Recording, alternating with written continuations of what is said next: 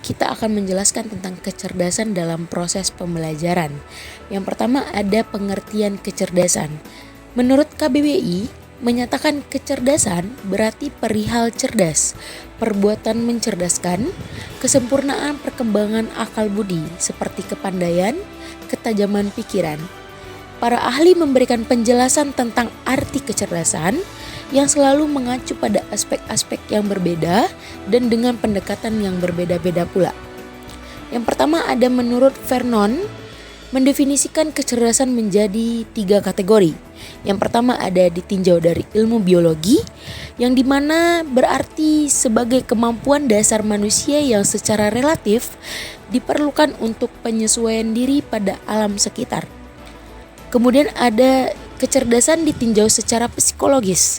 Menurut Bird, kecerdasan merupakan kemampuan kognitif umum yang dibawa individu sejak lahir.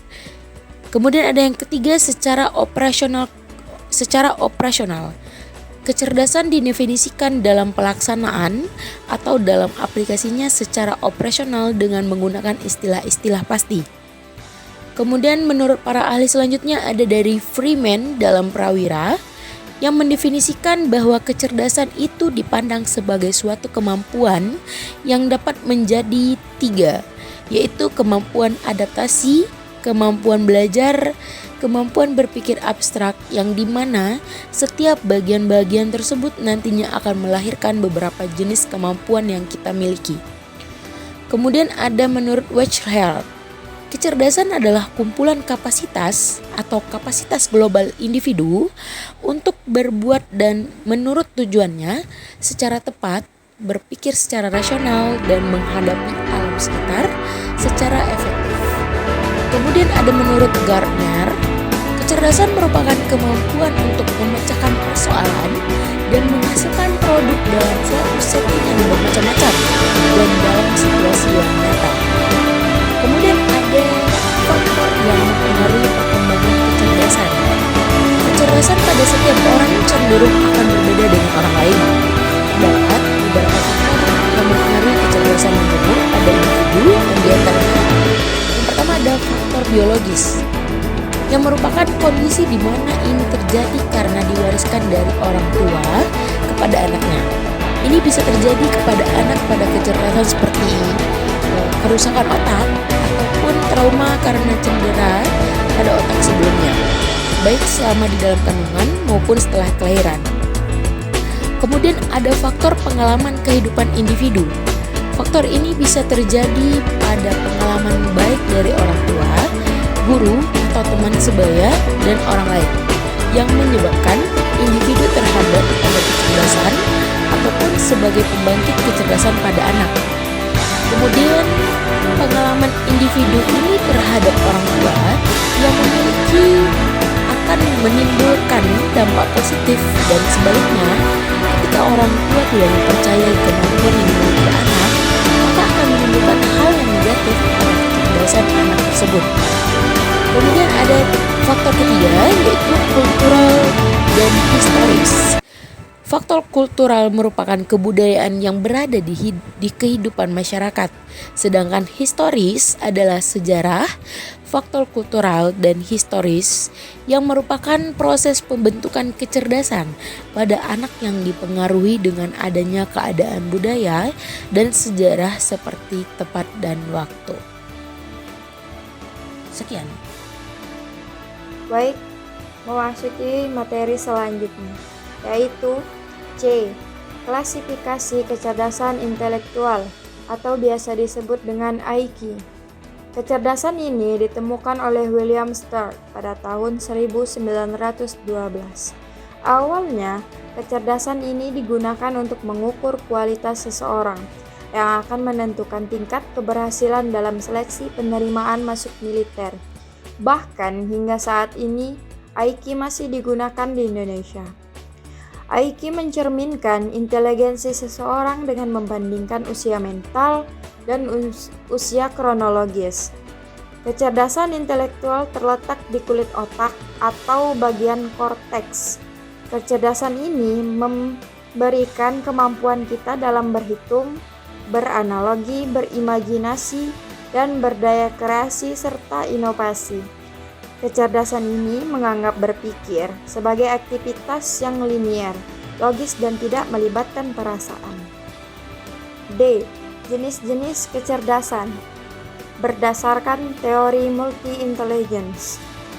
Teori multi-intelligence yang dikembangkan oleh Howard Gardner menyatakan bahwa kecerdasan manusia tidak hanya terdiri dari satu jenis kecerdasan, akan tetapi ada beberapa jenis kecerdasan yang berbeda-beda, yaitu pertama, kecerdasan linguistik, yaitu kemampuan untuk menggunakan bahasa dengan efektif baik dalam bentuk lisan maupun tulisan.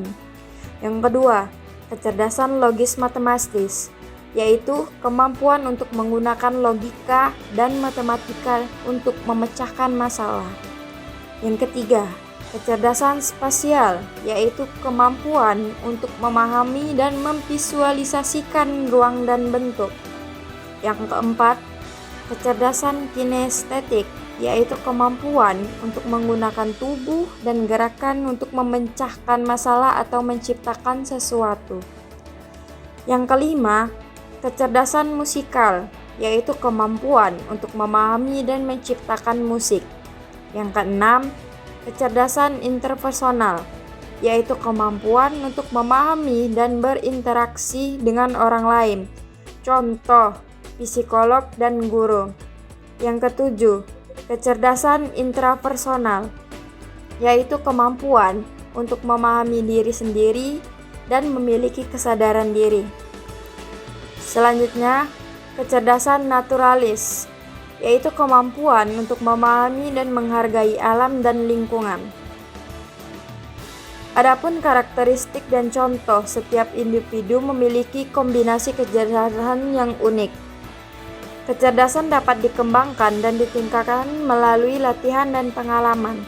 Memahami jenis kecerdasan dapat membantu individu melalui karir dan aktivitas yang sesuai dengan kekuatan mereka.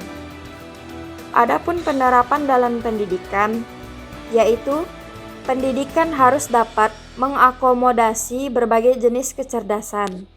Guru dapat menggunakan metode pengajaran yang beragam untuk memenuhi kebutuhan siswa. Untuk materi selanjutnya yaitu upaya pendidik dalam mengembangkan kecerdasan peserta didik dalam proses pembelajaran. Pada materi ini yaitu dijelaskan pendidik memiliki peran penting dalam mengembangkan kecerdasan peserta didik dalam proses pembelajarannya. Yang dimana ini adalah berikut, ada beberapa upaya yang dapat dilakukan oleh pendidik. 1. Mengenal dan memahami kecerdasan peserta didik. Ada beberapa poin yaitu mengidentifikasi jenis kecerdasan yang dapat dimiliki oleh setiap peserta didik dan memahami kekuatan dan kelemahan peserta didik dalam berbagai jenis kecerdasan. 2. Menggunakan metode pengajaran yang beragam, yang dimana menggunakan metode pengajaran sesuai dengan jenis kecerdasan peserta didik, dan menggunakan pendekatan pembelajaran yang berbasis proyek, diskusi, dan eksperimen. 3. Mendorong kreativitas dan inovasi, yang dimana sini menjelaskan bahwa mendorong peserta didik untuk dapat berpikir kreatif dan inovatif, dan memberikan kesempatan kepada peserta didik untuk dapat bisa mengembangkan ide dan proyek mereka sendiri. Lanjut, menggunakan teknologi dalam pembelajaran, yang dimana menggunakan teknologi untuk meningkatkan pembelajaran dan mengembangkan kecerdasan dari peserta didik, dan menggunakan aplikasi dan perangkat lunak yang dapat membantu peserta didik dalam memahami konsep dan mengembangkan keterampilan. 5. Membangun lingkungan pembelajaran yang mendukung.